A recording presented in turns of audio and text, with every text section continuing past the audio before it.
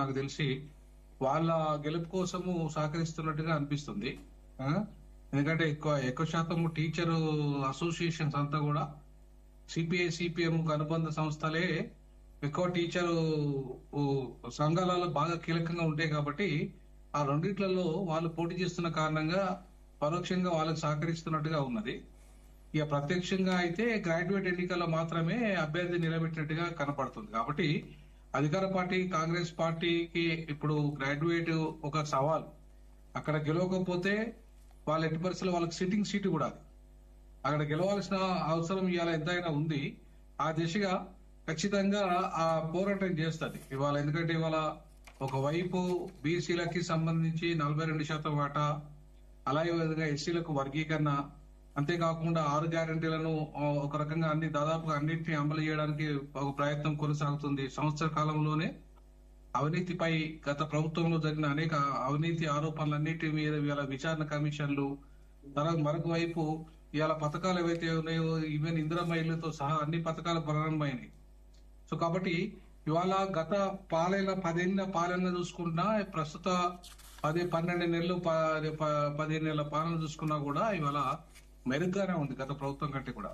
కాబట్టి గత ప్రభుత్వ పాలనతో పోల్చుకుంటే ఇవాళ తప్పకుండా 100 ఏళ్ల కులగణన ఒక కొలికి వస్తున్నది. అలాగే అదే విధంగా 30 ఏళ్ల వర్గీకరణ పోరాటం ఒక కొలికి వచ్చేసింది ఆల్రెడీ.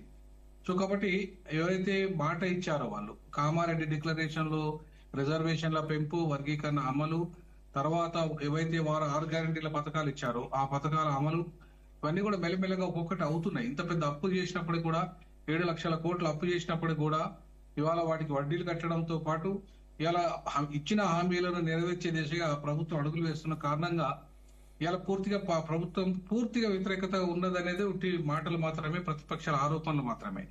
ఎందుకంటే గత ప్రభుత్వము ఇప్పుడు బీజేపీ చేసింది ఏమి లేదు తెలంగాణకు. ఇంతవరకు బీజేపీ వర్గీకరణ చట్టం తెచ్చింది లేదు. 100 రోజుల్లో వర్గీకరణ చట్టం తెస్తానని చెప్పేసి పార్లమెంట్ లో ఇంతవరకు చేయలేదు. అంతేకాకుండా బీజేపీ బీసీ ప్రధానమంత్రి ఉన్నప్పటికీ కూడా, ఆయన బీసీ ప్రధానమంత్రి అని చెప్పుకున్నప్పటికీ కూడా బీసీలకు రాజకీయ రిజర్వేషన్ పెంచలేదు, విద్యా ఉద్యోగ రంగంలో రిజర్వేషన్ పెంచలేదు, అసలు బీసీలకు బడ్జెటే పెంచలేదు.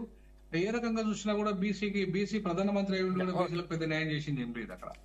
కాబట్టి బీజేపీ కానీ ఇటు బీఆర్ఎస్ కానీ ఈ రెండు కూడా ఏంటంటే వాళ్ళ ఎంపీ ఎన్నికల్లో జీరో చేసుకుంది బీఆర్ఎస్. ఎందుకంటే కేసు నుండి వాళ్ళ మీద ఉన్న కవిత కేసు విషయంలో ఆమెకు బెయిల్ రావడానికి, కవిత విషయం మొత్తం వాళ్ళు ఏదైతే అవినీతి కుంభకోణాలలో ఇరుక్కున్నారో, లక్షల కోట్ల అవినీతి కుంభకోణాలలో ఇరుక్కుంది గత ప్రభుత్వం. అది ధరణి అనేది ఒక కొత్త భారతదేశంలోనే ఒక పెద్ద స్కామ్ అది. సో అట్లాంటి స్కామ్ లో ఇరుక్కున్న గత ప్రభుత్వము ఇవాళ ఖచ్చితంగా ఆ ప్రభుత్వం నుండి ప్రజాధనం మీద అయితే లక్షల కోట్లు వీళ్ళైతే తిన్నదాన్ని కూడా బయటికి అక్కించాల్సిన అవసరం ఉంది, వాళ్లకు శిక్షించాల్సిన అవసరం ఉంది. కాబట్టి ఇవాళ నిన్న రేవంత్ రెడ్డి గారు చెప్పారు, బీజేపీ ఎట్లా వాళ్ళని ప్రొటెక్ట్ చేస్తుంది, ఏ రకంగా బీజేపీ ఈ కేసుల నుండి వాళ్ళని అరెస్ట్ చేయకుండా కాపాడుతుంది, ఏ రకంగా ఈడీని వాళ్ళని వాడుకుంటున్నారు, ఏ రకంగా ఇవాళ విదేశాల్లో ఉన్న వాళ్ళని రప్పించకుండా ఇవాళ ఫోన్ ట్యాపింగ్ కేసులో ఉన్న వాళ్ళందరినీ ప్రొటెక్ట్ చేస్తున్నది. ఎందుకు ఈ రకంగా బీజేపీ వ్యవహరిస్తుంది అంటే, బీజేపీ బీఆర్ఎస్ ఇంటర్నల్ ఒప్పందంలో భాగంగా ఇవాళ వాళ్ళు ఎమ్మెల్సీ ఎన్నికల్లో పోటీ చేయడం లేదు. ఇవాళ వాళ్ళ క్యాండిడేట్ దొరకలేదా ఎమ్మెల్సీ ఎన్నికల్లో పోటీ చేయడానికి, మూడు ఎమ్మెల్సీ ఎన్నికలలో పోటీ చేయడానికి? అంటే ఇవాళ బీజేపీకి పరోక్షంగా సహకరించడానికి, వాటిని గెలిపించడానికి ఇవాళ ఈ బీజేపీ బీఆర్ఎస్ ఆడుతున్న నాటకంలో భాగంగానే ఇవాళ ప్రజలు గమనిస్తున్నారు. కాబట్టి ప్రజలు గుడ్డలు కాదు. ప్రజలు ఇవాళ వర్గీకరణ చేసినప్పటికీ కూడా ఇవాళ మందకృష్ణ గారు ఇంకా మాట్లాడుతున్నారు. ఇంకా దాని ఏదో పులుల కట్టెలకే అనే లెవెల్లో ఇంకా దానికి జనాభా ప్రకారంగా ఇవాళ ఇవ్వాల్సింది వాళ్ళకి ఇచ్చినప్పటికీ కూడా ఇవాళ మళ్ళీ ఇంకా సమస్యలు రావడానికి కారణం ఏంటంటే ఆయన వెనుక బీజేపీ ఉంది కాబట్టి ఆ రకంగా ముందుకెళ్తున్నారు అనేది జగమైన సత్యం. కాబట్టి ఇవాళ ఎటు చూసినా సరే బీజేపీ బీఆర్ఎస్ ఆడుతున్న ఈ నాటకం ఏదైతే ఉందో, ఈ నాటకంలో తెలంగాణ ప్రజలు పావులుగా కావడానికి సిద్ధంగా లేరు. ఖచ్చితంగా అవి గమనిస్తున్నారు.